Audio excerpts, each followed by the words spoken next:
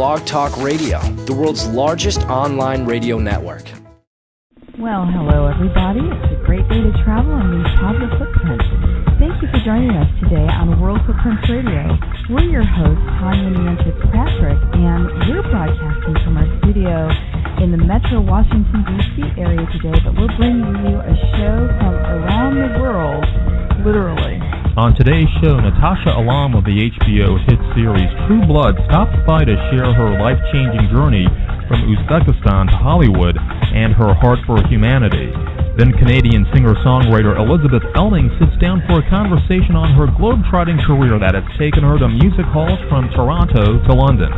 And finally, Antonio Graceffo, also known as the Monk from Brooklyn, left Wall Street after 9/11 to become a martial arts student and anthropologist, and joined us from Vietnam to discuss his latest book, television and film projects, and his life as a global citizen. As always, if you have a question or a comment, write to us at comments@worldfootprints.com. And indeed, we're bringing you an all-star cast today, and of course, you are the star of our show, and we look forward to connecting with you during the week on Facebook, YouTube, Twitter, and Stitcher, a mobile app that lets you listen to us on the go and on any mobile device. So join us on all our social networks and sign up for our newsletter at worldfootprints.com. Our next guest career has been soaring, and you've probably seen her on any number of shows like Entourage or The Unit, or perhaps in the hit movie The Women.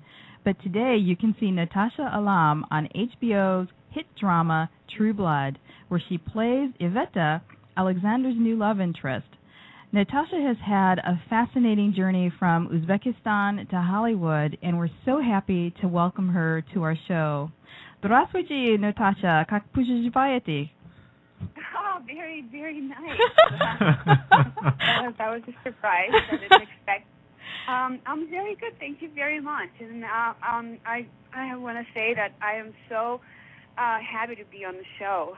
Oh, we're so happy to have you here, and thank you for indulging my bad Russian. I try to practice where I can. You had a very sweet accent. I love that. Oh, bless. Now, you've come such a long way from Uzbekistan. What was it like growing up there? Well, Uzbekistan is part of USSR, former USSR, and it's actually a Muslim country. Mm-hmm. So basically, I was growing up foreign in my own country because the language was everyone who lives there mostly is Uzbeki nationality, and I was brought there from. Well, actually, my grandparents moved there to help out for the culture of Uzbekistan when Uzbekistan was not back in 1917 when Uzbekistan was just growing young country. So I was growing up in a Muslim country, and it was a little bit of a problem with racism at that time. So it was. I remember it was even tough to sometimes to go to school because you'd have to hide behind the bushes to get to the to school safely because local boys were just growing up hating everyone from Russian Federation, and we had problems on the streets all the time. Crime. My sister was raped a couple of times. So it was a tough time growing up. But other than that, I loved Uzbekistan for amazing food, and the weather is fantastic. The mountains are so beautiful. The nature. There are great things in that country that just was really, really exotic to me. Modeling was really your ticket out of Uzbekistan, and I'm wondering if that helped you, if modeling helped you adjust to the new culture that you experienced when you moved to Europe. Yeah, I was studying at University of Aviation because my mom thought I should have a very serious job in the future, and soon enough, I realized that mechanic on the plane is not really my thing. So I started taking college at the same time for fashion design, and during that time, we were like making our own clothes and kind of like modeling it in front of our college, and then from that, it grew into a bigger thing, and we started performing in front of like local, bigger venues, and then we started traveling, touring around like local cities. So eventually, I made my way to Moscow, and got lucky and entered into the biggest agency of that time, which eventually I got scouted by Italian agency and moved to Milan for modeling. Oh, how nice! When I moved to Milan, I didn't speak any English whatsoever. So it was or Italian. It was really, really difficult for me to adjust because the culture was different. Plus, I didn't speak any English. I actually had a cultural shock for about 3 months. It was really, really tough time for me because I felt like everyone thought that I was stupid. And I felt for some reason, it was my own insecurities, obviously. I felt like everyone, when someone was laughing, they were laughing at me. And that actually helped me to get tougher. I decided that I'm gonna learn to speak English no matter what. And I didn't have the money for it, like to go to classes or anything. So what I did, I just bought English books. I'm studying English, and I rented a bunch of American movies with subtitles, in English subtitles, so I could actually see what they say, see how it's written. And that actually helped me a lot. Within a couple of months, I was able to speak English, and yeah, all my insecurities were gone with it. Well, Natasha, it certainly is an extraordinary path that you've taken to go from aviation to design and fashion and to make your way from Moscow to Milan. How did all of that set you up for making that transition to acting? Well, actually, while I was modeling in Milan, Europe, I booked a commercial that was shot like a mini Bond movie. And I had to play this sexy Bond girl, shooting a gun and driving a fast car, and flirting with boys. So it was a very fun time and a new experience to me because I've never done that before. And the director kept saying that I have natural talent for acting and I should definitely pursue acting. And I thought he was just saying that, but then what started making me think about this deeply, that there was another girl on the set that was doing a fairly similar, playing similar role, and he didn't say anything to her. So I thought, oh, okay, maybe he really means it, and I do have a lot of fun. It felt natural to me to do stuff that they were asking me to do, and I thought, oh, maybe this is my path. Maybe I should definitely pursue acting. And but of course, after that realization, it took many years until I could actually find a way to switch over. It took maybe like 10 years after that moment. Where do you go? How do you start? You're in a foreign country, and I didn't even know if how you're supposed to start a new career. Now I know that you're supposed to take acting classes, hang out with fellow actors, and find out how to get an agent, manager, and all that. But over there, it was a completely different story. And yeah, I didn't start taking acting classes until I actually moved to London, and I found this amazing Lee Strasberg school, the Method Studio, it just affected me very deeply in a very interesting way, because my teacher, as a method actor, she was bringing out all these amazing emotions in me that I never even knew that I had, and that actually kind of help me a lot in the future. That journey from London to Los Angeles to Hollywood, talk to us about that. Well, I was living in London and studying at the Method School, and it seemed and I've seen a couple of agents, and no one really wanted to sign me in London. And it was very frustrating because I had a really thick Russian accent, and maybe that's the part why they didn't really want me at that time. And then it felt like, okay, if I want to make it, for some reason I believed if I want to make it as an actor, I have to move to Hollywood because that's the heart of it all. I wanted to be television or movie actress, and not theater actress at that time. So I decided, okay, I have to move. I have to come here. So I came here for a visit, and I fell in love with Los Angeles. That I never actually went back. I stayed here. I didn't go back. My clothes probably somewhere still in London.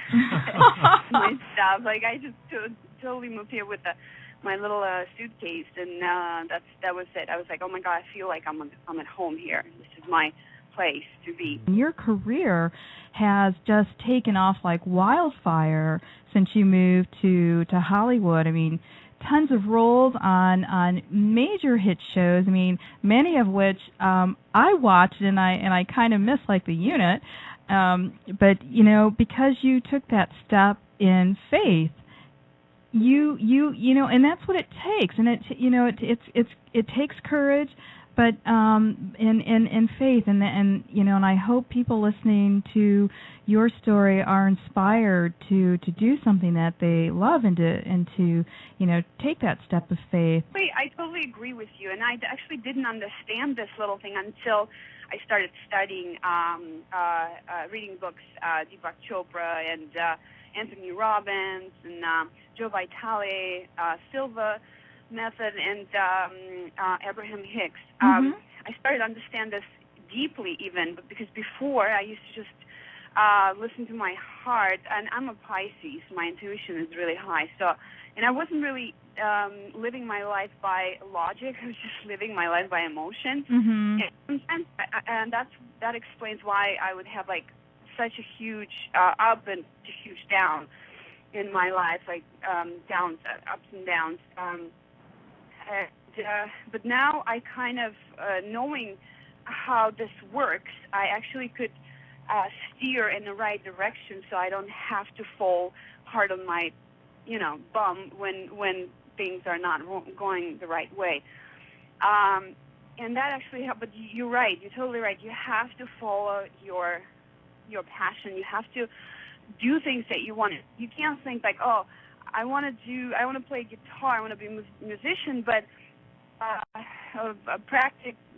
you know, life shows that it's not really that successful. Everyone tries kind of, you know, hits the failure, and therefore I'm going to go and work, as a salesperson, and then you kind of live your life miserably because you don't really earn that much money, and you are you're just unhappy of what you're doing. You think that you need to do this in order to yourself, but it's not true. If you really, truly, passionately love something and you actually pursue it, eventually you become successful and you get everything you want. Natasha, you're such a multifaceted person. Just the incredible journey, just the challenge living that you've taken on, these opportunities, not necessarily knowing where they might lead you. I know that since you've been in Hollywood, that charities and philanthropic work have become a significant part of how you spend your time off the soundstage. Talk to us about some of the things that you're involved with in terms of charity work. Oh, this is a huge part of my life. Well, first of all, I have a baby, and it breaks my heart to hear when kids are hungry somewhere. I can't even, when I start thinking about it, I can't stop. I have to, like, really distract myself because otherwise I get in a deep depression of trying to, do something and help, and sometimes you feel like you're helpless. But I volunteer to usually around Christmas and Thanksgiving to help feed the homeless kids or homeless people in general. And I'm an ambassador for Amazon Forest because I think that's important, that we have to save our planet. We have to keep our planet in a great condition, and actually better condition that we started living in, because to preserve it for our future generations. And what's happening in the Amazon forest right now, it's really, really sad, because this is an incredible place, and it's just like a wonder of our planet. So we have to preserve it for our future generations. I'm also doing, I just did some work in Puerto Rico. I went to support burns research for kids' burns research, because in many countries, if they don't have special centers for burn, when a kid gets burned, and they have to, especially in Puerto Rico, they don't have any institutes for that, facilities. So they would have to fly them out to a mainland to treat a patient if someone got burned. So we went to support. It was a domino tournament to help to raise money for that charity. Yeah, I mean, so you travel a lot for these organizations. Is there a place that has really kind of transformed your life, either in traveling with these organizations or just on your own travels as you've traveled through your life? And is there a place that you've been to that's really just touched you? Well, every place that I go, there's some things that are really sad and touch you deeply, that you want to just drop everything and help people or even animals. Like there are many countries that don't have any sort of organization that takes care of homeless animals, and it's really sad to go to countries and see poor animals running on the streets, maybe injured or hungry, and it breaks my heart. I hope one day we can actually figure out how to take care of all of the problems. And do you have a favorite place you like to go? Just a place that's really fun for you, that you like to just go and unwind? Yes, I love tropical beaches. That's like when I meditate sometimes in the evening, I picture myself somewhere on the beach, and that just really relaxes me. I'm so with you there. Right? Yay. Yeah. So what's next for you, my dear? Do you have any other acting projects coming up? The Yvetta role is it's now a contracted role, and so you're going to be a staple or fixture on True Blood. But are you doing other things, any stage work or anything in the future for you? Well, as you said, True Blood starts shooting maybe the end of this year, beginning of the next year. Meantime, I just finished a movie called The Black Bell. Hopefully we'll hit Sundance Festival with that one in January. And then the rumor has it, so I don't know, it's not written in stone yet, but yeah, that would be great. Then what else? Oh, I've signed on for a few different projects. One of them is sci-fi trilogy, very interesting. And I think Maureen. No, I'd rather not say names because I tend to mispronounce them. Noreen. I think his name is Noreen from Lost. Okay. Right, he's signed on to that one, so I'm very excited to work with him he's such a great actor. Mm-hmm. And as I said, I would love to find an amazing acting. Maybe I'll do some theater work because that actually helps to move your career further. Mm-hmm. Mm-hmm. Well, we certainly look forward to seeing more of you, either on the big screen or little screen or live stage. And thank you so much. Yes, spasibo большое for joining us, Natasha Alam, today. Welcome back. When I first heard our next guest sing, I knew immediately that we'd have to invite her to appear on our show. Elizabeth Elming has one of the most authentic and powerful voices I've ever heard. She's a classically trained artist and has studied with internationally renowned voice coaches in London and throughout Canada. And Elizabeth joins us today from her home in Toronto. Welcome to World Footprints. Hi, thank you so much for having me. You, as I mentioned, you have a wonderful, authentic voice, Elizabeth, and your background is amazing. I know you started singing at the tender age of 7. Tell us a little bit about how you got started and your personal journey along the way. Sure. I actually was living in a small town called Uxbridge when I was younger. My family has a horse farm, and my mom was really good about putting my sister and I into as many activities as she could, and she saw an ad in the local paper for the Uxbridge Youth Chorus, which is a small children's choir in Uxbridge. Mm-hmm. And I went out to an audition, and the lady who ran the choir said to my mom, has she ever thought about taking a vocal lesson? And we booked the first lesson, and I went in and just absolutely at 7 years old was just like in love. So I actually trained with the same coach who I met when I was 7 until I was 16. So had a lot of training with her, and then moved on to other people sort of more in the opera field. But yeah, I had a great time in local choruses when I was younger, and I really learned a lot from that first lesson. Did you always want to be a classical artist, or did you consider crossing over to other genres, or what was your thinking, and where are you now? It kind of developed sort of with my lessons. The lady who was my teacher from the time I was 7 till I was 16 put me into a lot of different things locally. I did a lot of musical theater. I played Annie when I was younger, and also got to perform at Massey Hall in Toronto, and sent in a little audition tape and got to sing the Canadian premiere of the song When You Believe from The Prince of Egypt. Mm-hmm. And that was really the time I think I was 14 or 15 then, when that was the moment where I decided, okay, this is something I want to do for sure.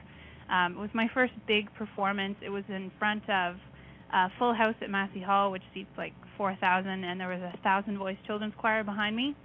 So I had never really thought about it, to be honest, before that. I always thought it was something that I really loved, and it was something, a fun hobby to have, but that was the moment where I really decided I could do this for a living. I want to do this for a living. When you're talking about your performances when you're younger, but you're being very modest, you actually performed with the Canadian National Opera, or the Youth Opera. I did, yeah. After Massey Hall, the lady who was teaching me had sort of felt that she had sort of taken me as far as I could go, and that was one of the places that she thought would benefit me, was the youth chorus of the Canadian Opera Company. So I spent 2 seasons with them, and I was working with a wonderful voice coach from the University of Windsor and another voice coach from the Royal Conservatory in Toronto. And I got to play a lot of different roles with the youth chorus. I was Hansel and Gretel, and I was one of the 3 ladies in the Magic Flute, and so that was great training. It was the youth chorus, so everyone was around the same age as me, 15 to 18 or 20, I think it was. So I got to meet a lot of people who liked the same things that I did, and really got into classical music then when I was about 15 or 16. Who were some of the classical singers and perhaps popular musicians growing up that influenced you, and even to this day, musicians who shaped your style? When I was younger, my dad has a really great vinyl collection. So when I was younger, I listened to singer-songwriters from the 60s and 70s, like Carole King, Joni Mitchell, things like that. My dad has a lot of Beatles records, which were great. I loved Ella Fitzgerald when I was younger, Judy Garland. And then when I went into classical music, my coach would give me a lot of, Maria Callas and sort of established opera singers. But someone who I really admired when I was in full classical training was Isabel Barrack-Darian. She's a younger performer, but she's one of the principal sopranos with the with the Canadian Opera Company in Toronto now. So I actually got to meet her a couple months ago at another performance that I got to go see in Toronto, and I just really admire her. I think she worked really hard from the time she was a teenager to pursue opera, and I think if I had decided to stay with opera, she would be someone that I would sort of model myself after, I guess. Mm-hmm. I want to go back to your time when you were in London. I know you spent some time in London to perfect and pursue your craft. What took you there, and what was that like training over there? It was fun, actually. I went there, the first time I went there was when I was 18 and went to complete my first year of university. And actually took lessons with a great teacher in London over there, and was still very much into the classical side of things the first time when I went over. And then the second time I went over was in 2008, and I wasn't really sure if classical music was the right thing for me anymore, and I got to meet with a couple of music managers, and I went to as many shows as I possibly could. I saw Amy Winehouse at the Coco in London, and a lot of more contemporary artists as well. So the first time I was there, it was mainly focused on the classical side of things, and going to the opera in London is unbelievable. And then the second time, I really wanted to just try and figure out, what else I could sound like, because I had been training from the time I was young to sing a certain kind of music and sound a certain kind of way. And when I went over the second time, I didn't know anyone in London. I was living right in the middle of the city, and I just kind of wanted to see what I could figure out, and experiment a little bit. So London was a great place to do that for sure.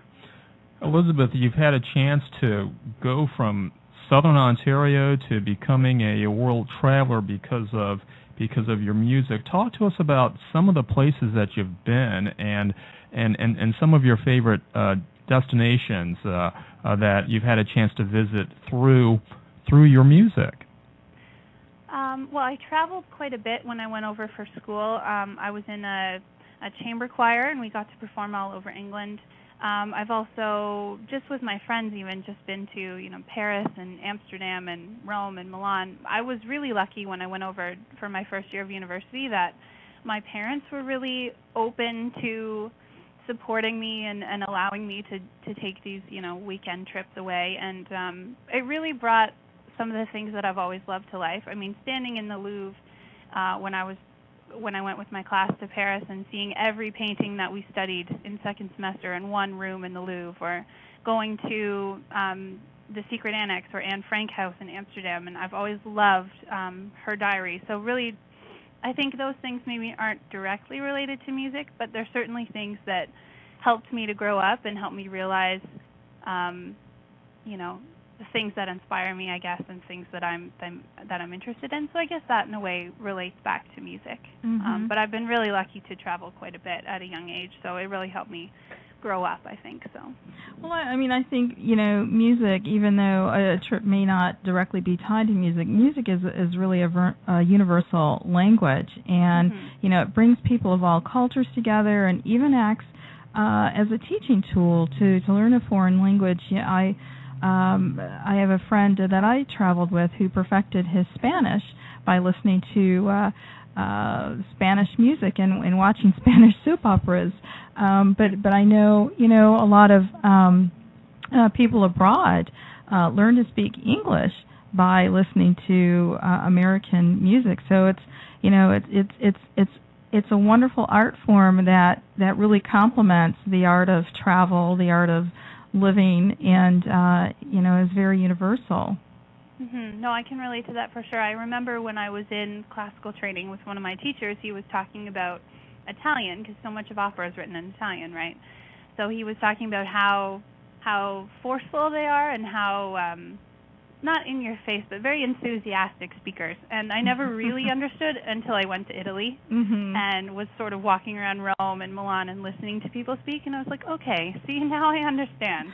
So, yeah, I definitely can relate to that. It certainly opens your eyes to different languages, and that certainly helps with opera, especially. Now, particularly with opera, you think of the great opera houses around the world, at least I do, in Paris, even Sydney from a modern standpoint. Is there a place, a dream place that you have in mind where you haven't performed that someday you'd love to perform? When I was in the opera, definitely the Opera House in Paris is beautiful. In terms of what I'm singing now, I think one of the places that I would love to perform would be Carnegie Hall in New York City. Acoustics are spectacular, and it has such a history, and it's had so many amazing people play there. I think it would be quite an honor to be listed in the same breath as the people who've played there. That would be pretty amazing. So, what are you? What is your style of singing right now? I've moved away from classical music. I'm lucky enough to get to work with a producer in Toronto who's kind of helping me figure that out. I have a voice that sounds classical just because of all my training. So it definitely falls into the easy listening or adult contemporary kind of easy pop sort of thing. I love big melodies, big choruses, and ballads and things like that. I've always been drawn to quieter music, so definitely along those lines. It's still something that I'm figuring out because I was so focused on classical music for such a long time. But I'm just trying to listen to as much as I possibly can and figure out what I like, basically. So. Elizabeth, Toronto is one of our favorite cities, and we spent some time there this summer. And just give us some insights into the music scene in Toronto and how it's evolved and what you enjoy about it, because Toronto is a global city with so many cultural influence, and I can imagine that the music itself is very eclectic and draws on things that go well beyond English Canada. Toronto's great for that, for sure. There are always busking areas in all the subways where you get a lot of great people who play a whole variety of instruments. It's great walking around the city, in every little part of the city, like Little Italy or Chinatown. You get a different sort of influence. The great thing is there are a lot of independent artists in Toronto, and a lot of smaller venues that you can play, like the Bread and Circus or Drake Hotel or something like that. And a lot of artists get together and sort of put each other on the same bill, so you can hear 3 or 4 different amazing artists in one night who aren't necessarily the same kind of genre. You can have a jazz artist or a pop artist, and it all still kind of fits together. And I think all of the little venues in Toronto really cater to that. So there are tons of places, at least I found, for independent artists to go out and get themselves heard, which is really nice, because that's one of the main things that I have to work on right now, is getting myself out there, getting my singing out there, and just trying to meet people and hopefully get some interest going. So it really helps that the city is so interested in new music and independent music. So I'm lucky that I live here, for sure.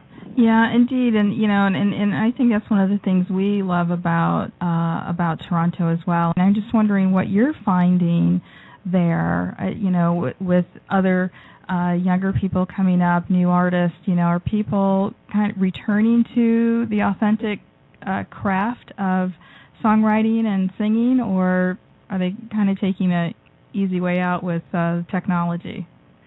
I think a lot of people still really value live musicians, having live musicians in the studio and sitting down sort of by themselves or with one co-writer and really trying to make a song that means something, It was an adjustment for me, for sure, because I'm used to recitals and having a pianist play for me.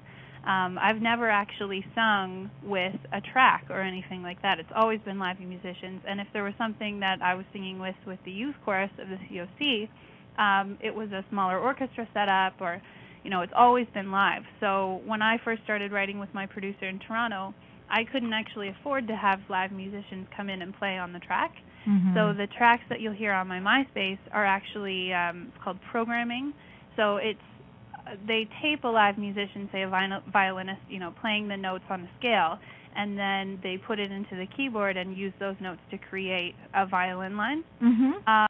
So it's definitely a mix of both. There really are some great musicians that still play on a regular basis, and certainly I prefer to sing along with a live musician. But I'm lucky enough to get to work with the guy in Toronto who can make all of those things sound real and authentic. Make the programming piece for the drums sound like a drum set, or make the strings sound like real strings. So I think you can use that technology in a great way. I think some people maybe, don't take the time to do that, but I think you can use it in the right way. Yeah, and that's very different from, people who will just bang out a note and then add computer-generated noise behind it. It doesn't sound like an instrument.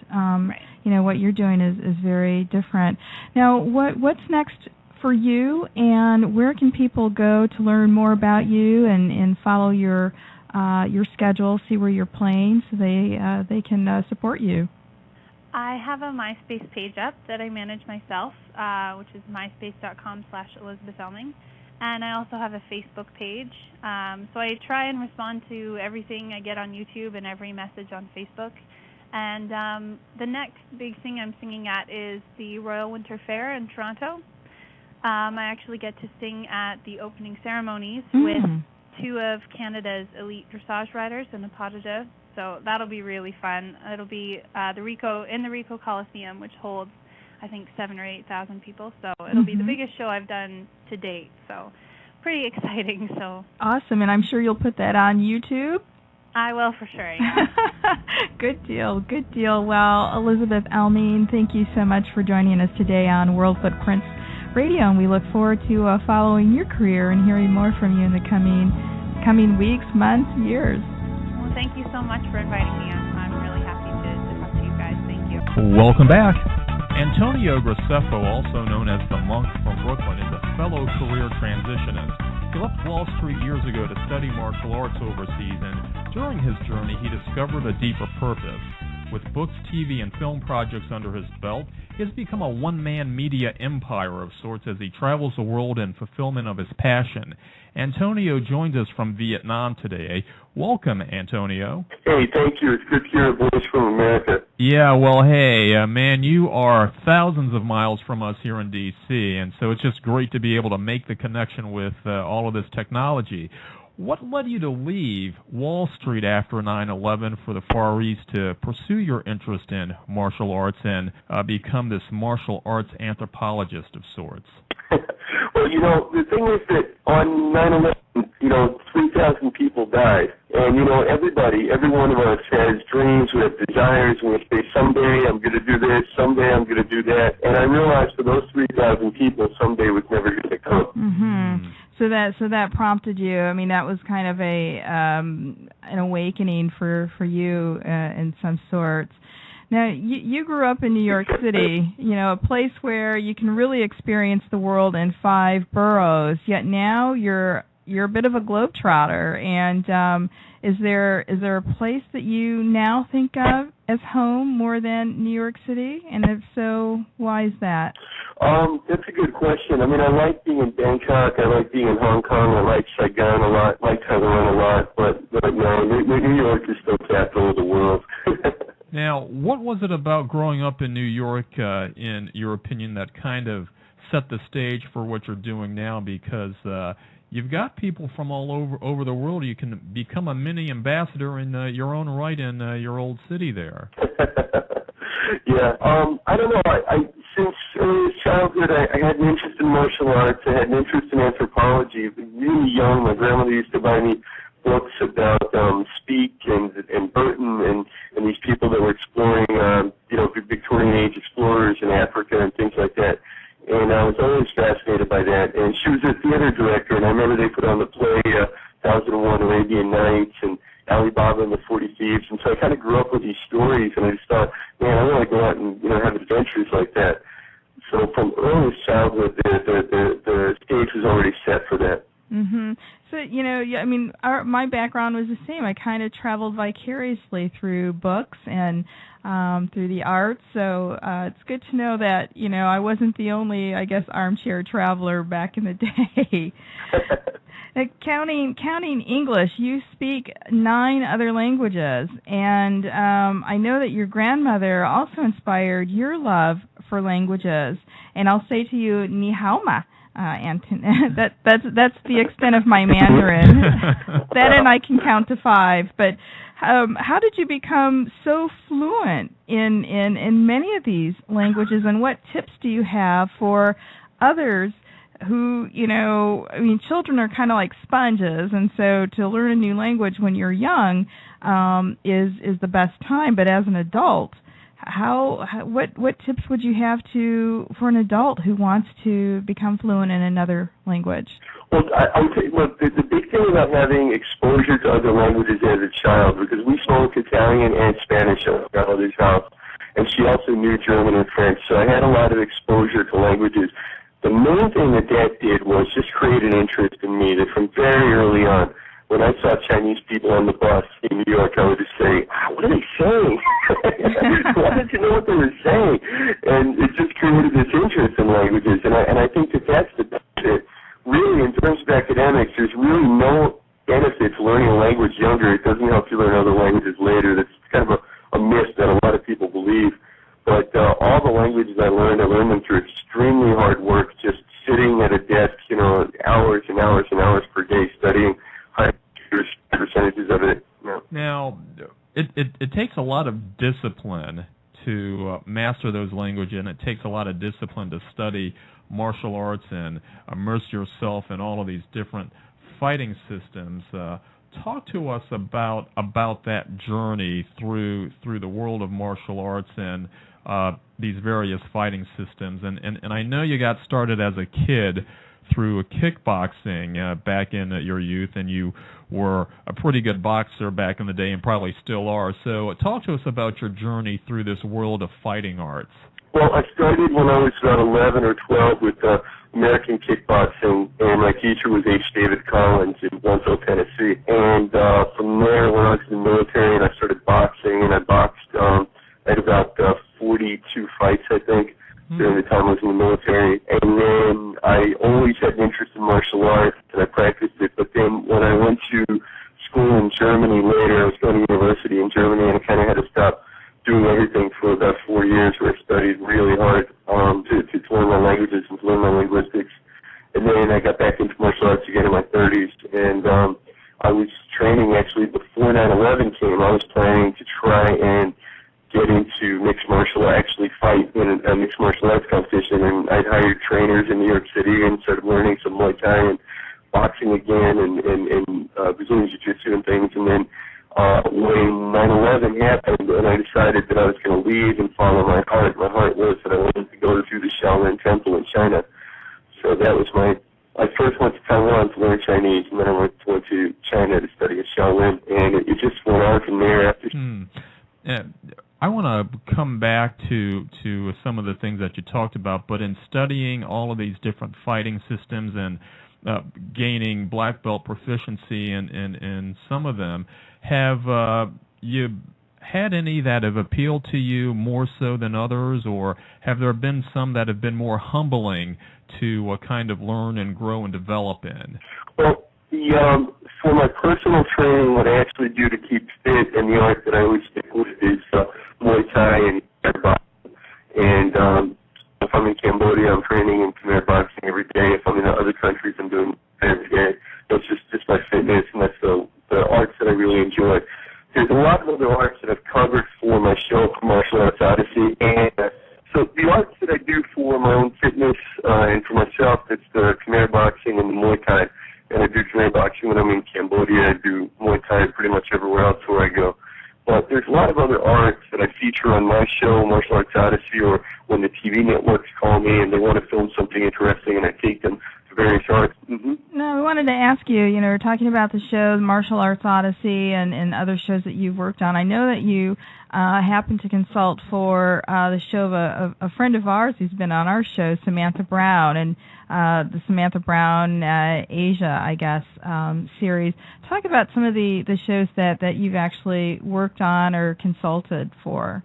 I've worked on Human Weapon, Fight Quest, Samantha Brown's Asia, Kill Armand, Digging for the Truth, that's on History Channel, and I just did a show called WOW, which is a travel show that's on Wealth TV network in the United States, and worked on The Art of Fighting, a lot of shows, a lot of shows, mostly in the United States, and then a few in Europe, and then a lot of Asian shows. Mm-hmm. You've also become a prolific writer in addition to all the other things that you're doing, and I'm wondering when you have time to rest, frankly. But you've written The Monk from Brooklyn, Adventures in Formosa, Rediscovering the Khmers.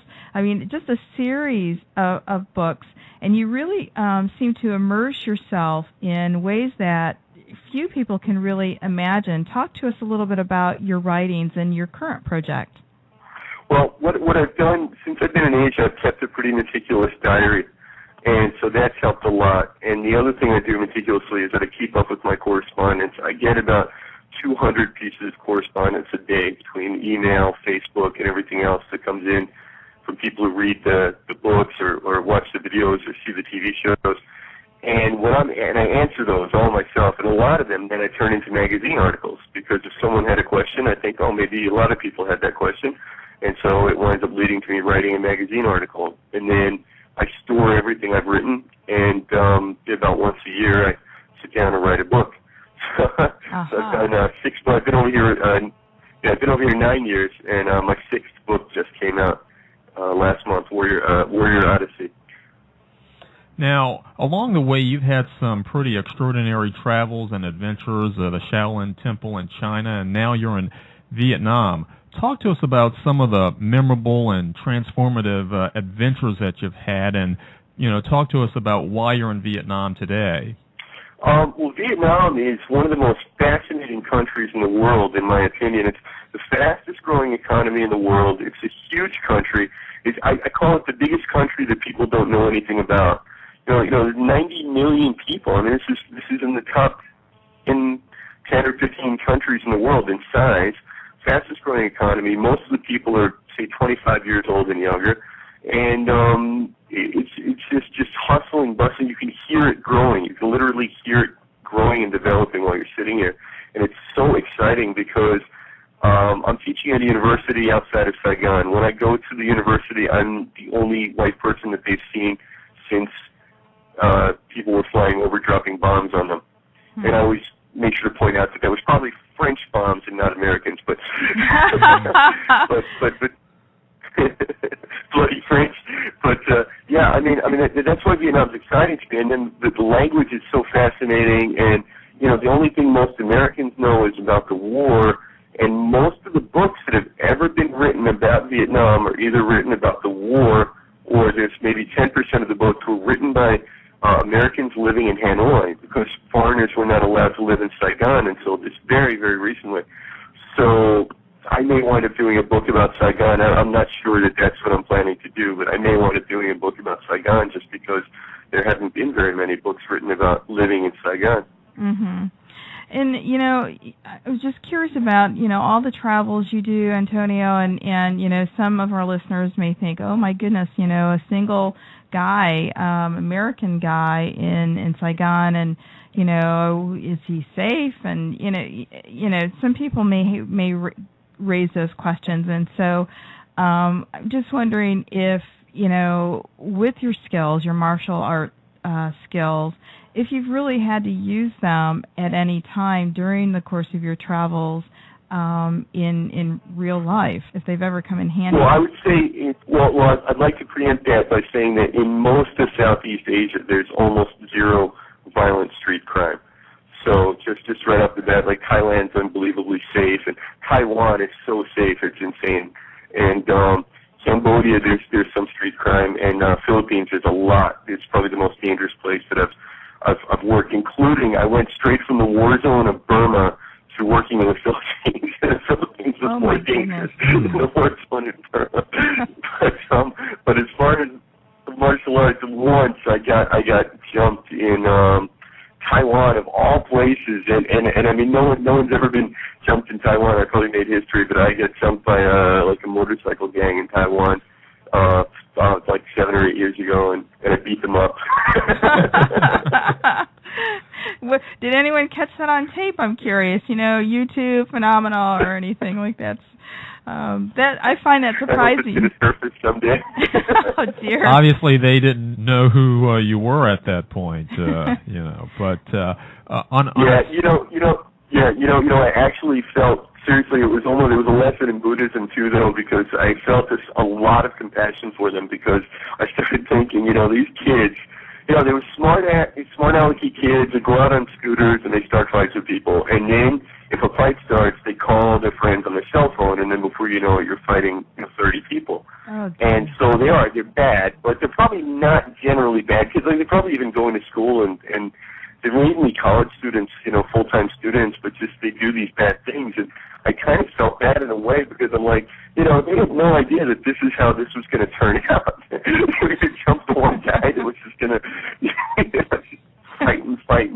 fight.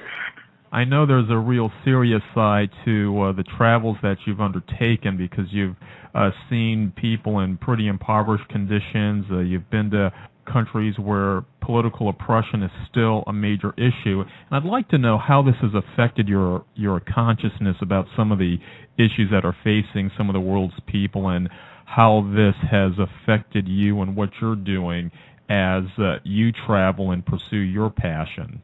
Yeah, it's affected me a great deal.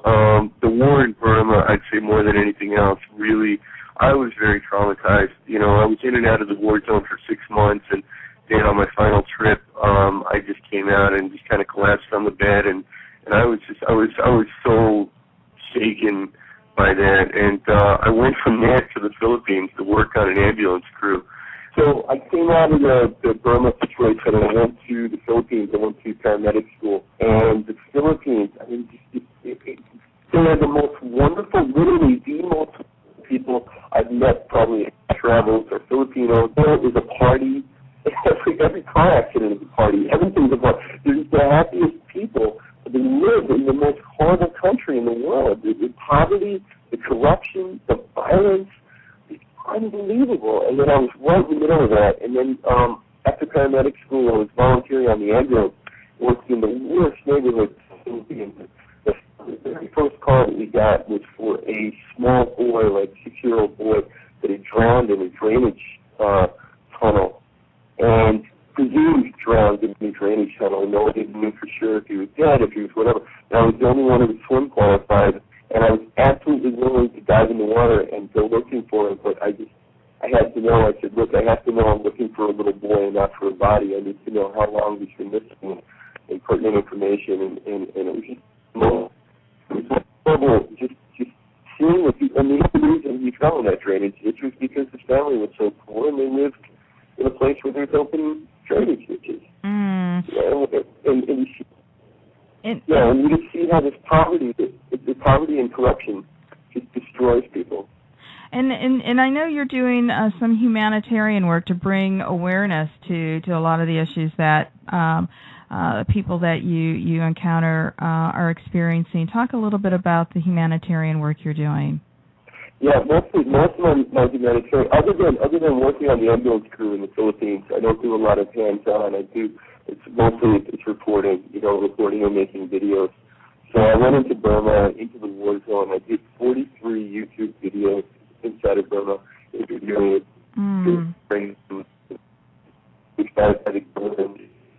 and I do a lot with tribal people, a lot of remote areas with the tribal people. And Antonio, you have a lot going on.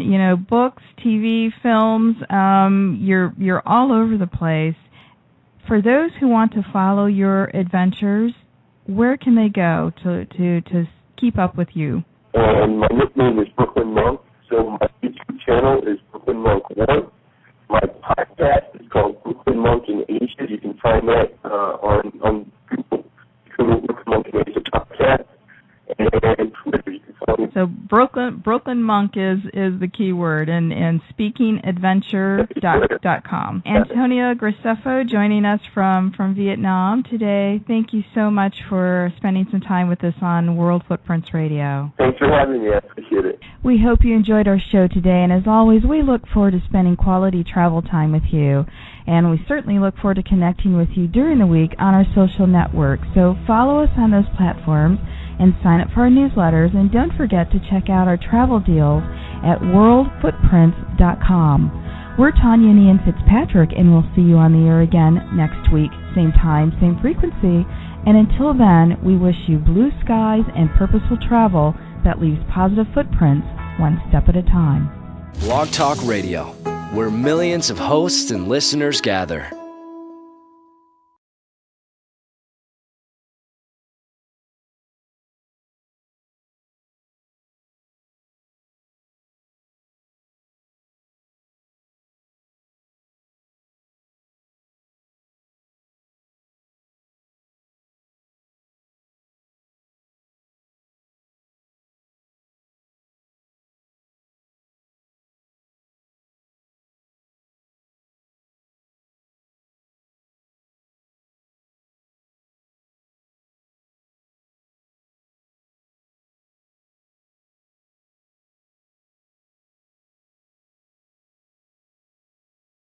We're so happy to welcome her to our show.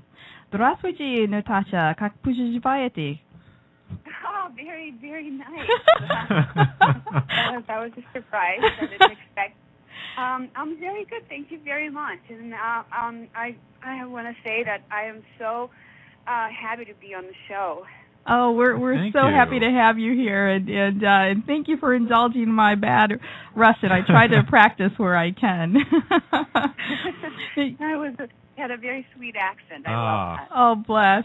Now, you've come such a long way from Uzbekistan. What was it like growing up there? Well, Uzbekistan is part of USSR, former USSR, and it's actually a Muslim country. Mm-hmm. So basically, I was growing up foreign in my own country because the language was everyone who lives there mostly is Uzbeki nationality, and I was brought there from. Well, actually, my grandparents moved there. To help out for the culture of Uzbekistan when Uzbekistan was not back in 1917 when Uzbekistan was just growing young country. So I was growing up in a Muslim country, and it was a little bit of a problem with racism at that time. So it was. I remember it was even tough to sometimes to go to school because you'd have to hide behind the bushes to get to school safely because local boys were just growing up hating everyone from Russian Federation, and we had problems on the streets all the time. My sister was raped a couple of times. So it was a tough time growing up. But other than that, I loved Uzbekistan for amazing food, and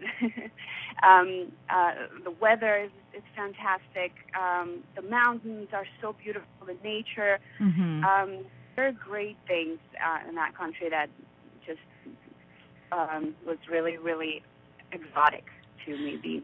Modeling was really your ticket out of Uzbekistan, and I'm wondering if that helped you, if modeling helped you adjust to the new culture that you experienced when you moved to Europe. Yeah, I was studying at University of Aviation. My mom thought I should have a very serious job in the future, and soon enough, I realized that mechanic on the plane is not really my thing. So I started taking college at the same time for fashion design. And during that time, we were like making our own clothes and kind of like modeling it in front of our college. And then from that, it grew into a bigger thing, and we started performing in front of like local bigger venues, and then we started traveling, touring around the local cities. So eventually, I made my way to Moscow, and got lucky and entered into the biggest agency of Europe. I booked a commercial that was shot like a mini Bond movie, and I had to play this sexy Bond girl, shooting a gun and driving a fast car, and flirting with boys. So it was a very fun time and a new experience to me because I've never done that before. And the director kept saying that I have natural talent for acting and I should definitely pursue acting. And I thought he was just saying that, but then what started making me think about this deeply, that there was another girl on the set that was doing a fairly similar, playing similar role, and he didn't say anything to her. So I thought, oh, okay, maybe he really means it, and I do have a lot of fun. It felt natural to me to do stuff that they were asking me to do, and I thought, oh, maybe this is my path. Maybe I should definitely pursue acting. And but of course, after that realization, it took many years until I could actually find a way to switch over. It took maybe like 10 years after that moment. Where do you go? How do you start? You're in a foreign country, and I didn't even know if how you're supposed to start a new career. Now I know that you're supposed to take acting classes, hang out with fellow actors, and find out how to get an agent, manager, and all that. But over there, it was a completely different story. And yeah, I didn't start taking acting classes until I actually moved to London, and I found this amazing Lee Strasberg. Blog Talk Radio, the world's largest online radio network. Well, hello everybody. It's a great day to travel on these positive footprints. Thank you for joining us today on World Footprints Radio. We're your hosts, Tanya and Fitzpatrick, and we're broadcasting from our studio in the Metro Washington, D.C. area today, but we're bringing you a show from around the world, literally. On today's show, Natasha Alam of the HBO hit series True Blood stops by to share her life-changing journey from Uzbekistan to Hollywood and her heart for humanity. Then Canadian singer-songwriter Elizabeth Elming sits down for a conversation on her globe-trotting career that has taken her to music halls from Toronto to London. And finally, Antonio Graceffo, also known as the Monk from Brooklyn, left Wall Street after 9/11 to become a martial arts student and anthropologist, and joins us from Vietnam to discuss his latest book, television and film projects, and his life as a global citizen. As always, if you have a question or a comment, write to us at comments@worldfootprints.com. And indeed, we're bringing you an all-star cast today, and of course, you are the star of our show, and we look forward to connecting with you during the week on Facebook, YouTube, Twitter, and Stitcher, a mobile app that lets you listen to us on the go and on any mobile device. So join us on all our social networks and sign up for our newsletter at worldfootprints.com. Our next guest career has been soaring, and you've probably seen her on any number of shows like Entourage or The Unit, or perhaps in the hit movie The Women. But today you can see Natasha Alam on HBO's hit drama True Blood, where she plays Yvetta, Alexander's new love interest. Natasha has had a fascinating journey from Uzbekistan to Hollywood in that time, which eventually I got scouted by Italian agency and moved to Milan for modeling. Oh, how nice. When I moved to Milan, I didn't speak any English whatsoever. So it was or Italian. It was really, really difficult for me to adjust because the culture was different. Plus, I didn't speak any English. I actually had a cultural shock for about 3 months. Mm-hmm. It was really, really tough time for me because I felt like everyone thought that I was stupid. And I felt for some reason, it was my own insecurities, obviously. I felt like everyone, when someone was laughing, they were laughing at me. And that actually helped me to get tougher. I decided that I'm gonna learn to speak English no matter what. And I didn't have the money for it, like to go to classes or anything. So what I did, I just bought English books. I'm studying English, and I rented a bunch of American movies with subtitles, mm-hmm. in English subtitles, so I could actually see what they say, see how it fits.